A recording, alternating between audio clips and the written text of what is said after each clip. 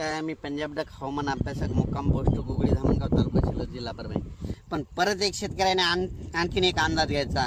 राज्यामध्ये 13 जुलैपासून ते 25 जुलैपर्यंत दोन म्हणजे कमी दाबाचे पट्टे तयार होणार आहे आणि ते सरळ असे महाराष्ट्रामधून जाणार आहेत। त्याच्यामुळे राज्यामध्ये 13 जुलै ते 25 जुलैच्या दरम्यान म्हणजे 13 ते म्हणजे त्या 15-16च्या दरम्यान चांगला पाऊस पडणार आहे। पण हा अंदाज लक्षात घ्या।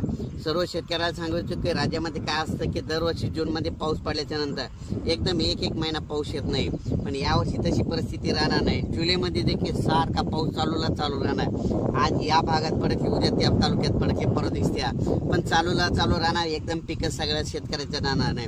योगायोगानं सांगू इच्छितो की मी हे जे आहे माझ्या शेतामध्ये ही आहे 13 जूनची सोयाबीन आहे आणि या सोयाबीनला म्हणजे तणनाशक देखील मारण्यात झालाय, फवारणी झाल्या आणि सर्व शेतकऱ्याला सांगू इच्छितो की होणार नाही, चालूच राहणार। आज ह्या भागात, उद्या त्या भागात, पण चालू राहणार आहे। एकदम पाऊस काही बंद होणार नाही आणि या 7 तारखे ते 25 तारखे दरम्यान वडे नाले वाचतील असा प्रत्येक भागामध्ये चांगला पाऊस पडणार आहे आणि ते 2 लो प्रेशर आल्याच्या नंतर ते तर सगळे नदी नाले एक करणार आहेत, म्हणून हे देखील अंदाज लक्षात घ्यायचा।